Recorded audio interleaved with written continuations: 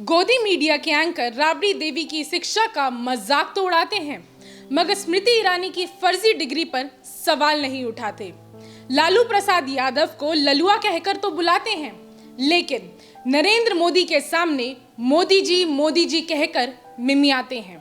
बिहार झारखंड को 7 विश्वविद्यालय देने वाले लालू राबड़ी के राज को जंगल राज बताते हैं और विश्वविद्यालयों को बर्बाद करने वाले नरेंद्र मोदी को विकास पुरुष।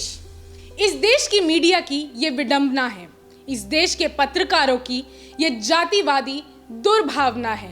इसी जातिवादी और गोदी मीडिया के एक एंकर हैं निशांत चतुर्वेदी। ये आज तक में काम करते हैं और इन्होंने अपनी मोदी भक्ति का प्रमाण अपने एक ट्वीट में दिया है। राजद नेता राबड़ी देवी के ट्वीट का मजाक उड़ाते हुए निशांत चतुर्वेदी ने हैरानी जताई कि राबड़ी देवी जी को भी ट्वीट करना आता है। कोई उनसे बोले कि ये बस 3 बार ट्विटर बोलकर बता दे।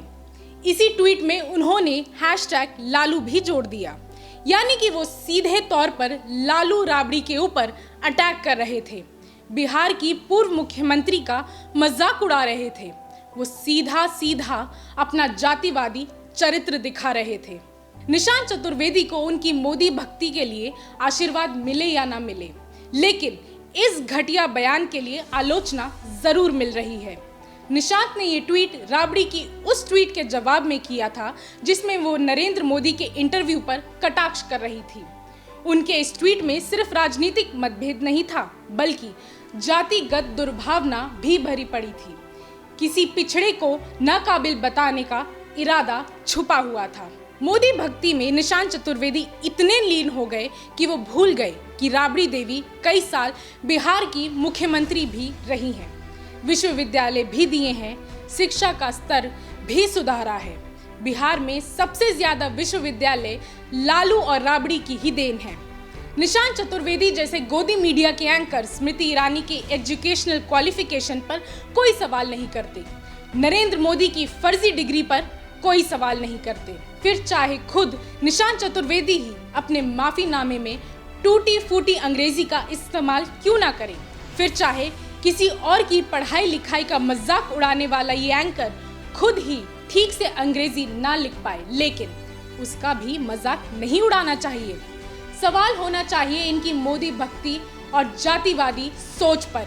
सवाल होना चाहिए कि क्या इन्हें स्मृति ईरानी की डिग्री पर भी इसी तरह ट्वीट करने का मन होता है, क्योंकि 2014 के चुनावों में खुद को बीए बताने वाली स्मृति ईरानी इस बार खुद को 12वीं पास बता रही हैं। इन्हें जातिवादी कहने के पीछे सिर्फ ये ट्वीट एक वजह नहीं है, ये पहले भी इसी तरह के काम करते आए हैं। बसपा प्रमुख मायावती पर इनका एक पुराना ट्वीट है जो निहायत ही शर्मनाक है, वाहियात है।